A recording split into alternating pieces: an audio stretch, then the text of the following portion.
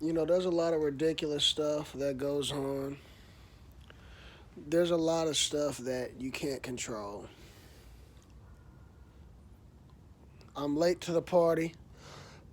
I'm late to the conversation. But over the past few days, I've been studying the A.J. Armstrong um, case.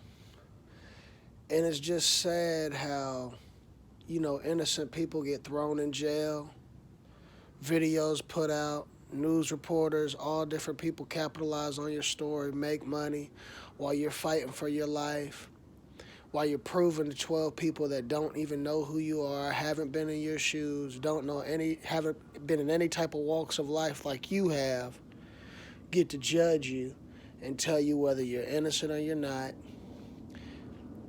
Then the prosecution just blatantly disrespects you. I mean, you go through three trials. There's two hung juries. At what point are y'all gonna just keep having trials until somebody finds me guilty? Then you nail me to the cross for an interrogation and phone call. You know, you say, hey, this person was calm, this person was this person was that. I listened to the phone call when he called the police. It sounded like he was trying to be quiet. It sounds like he wasn't trying to be heard. It sounds like there could have been a intruder in his house and he was trying to get his sister and go on outside. But what the prosecutors say is, oh, he's calm. He acted like as if he didn't care, as if it didn't matter. Anybody that's truly, truly, truly cares about their family member would be frantic, would be this, would be that. And then they compare the phone call that his older brother Josh girlfriend made to 911 to his. One, he's a man, she's a woman. They're both emotionally different, period, point blank. They're going to handle it differently. Also, she's Caucasian and he is a brother. So that should explain also how they handle something different when it comes to calling 911. Y'all take this 16-year-old into cuffs, interrogate him, do this, do that, hold him to the fire. You know, the defense shows all this proof as far as how the alarm was finicky and didn't work. The sister testified to that.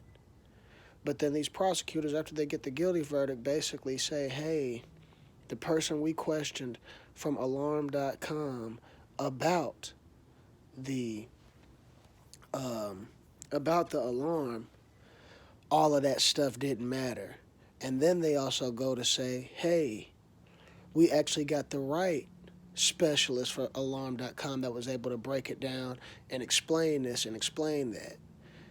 If there's errors in this alarm system, there's errors in this alarm system. It doesn't matter. The defense proved that you could enter that house and not be alerted, not be notified. What was showed on the ADT website and what was showed on alarm.com was totally different. But this stuff doesn't matter. So basically what the prosecution is saying is hey, we're going to set the standard to what matters and what doesn't as far as the evidence in this case. And then the most bullshit part of this case is they say under a name tag they find specks of his father's blood. Say that this blood was drying in the air as it splattered out.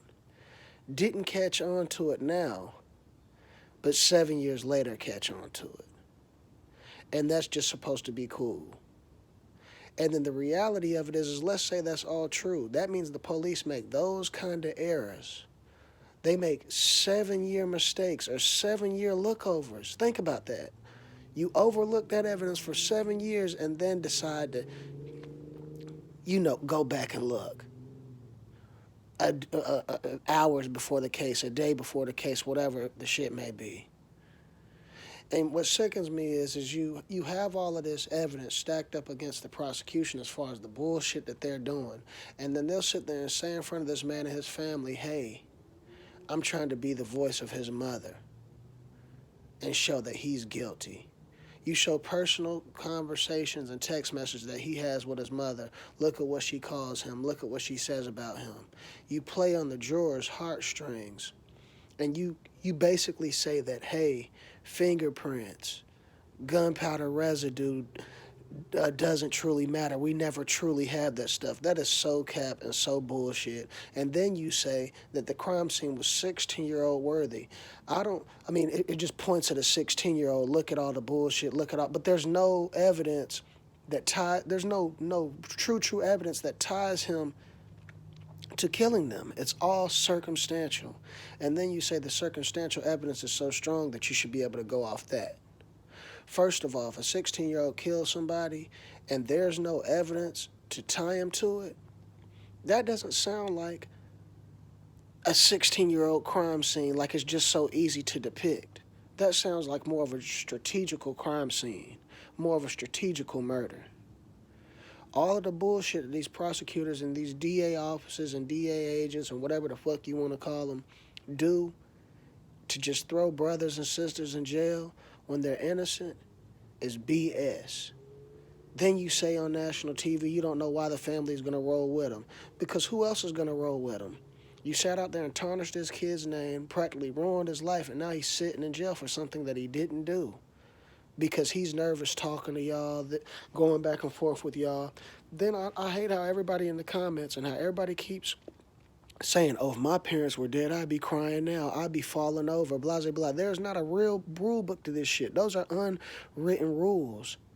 If both your parents were to be killed and you were to choose to not drop a tear at all, I couldn't determine that you're not upset. I couldn't determine that you're not sad about it. I couldn't determine if you're not fucked up about it. Because that's how you handle it. It's bullshit how y'all just write this kid off, man. Now he's grown. I believe he's 23. But he's just sitting in jail, being moved from prison to prison to prison, not able to see his son, not able to see his wife. And you got all these people in the comments saying, yep, he did it. Look at him, blah, blah, blah. He's a psychopath. If it was me, I'd be crying like this. I would be saying this. I'd be saying, you not in the situation. Everybody's not the same.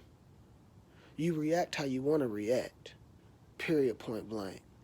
And so I say this as my final statement. I believe A.J. Armstrong will be released. Free him. He's an innocent man. And anybody that don't like it, hey, don't like it. Comment.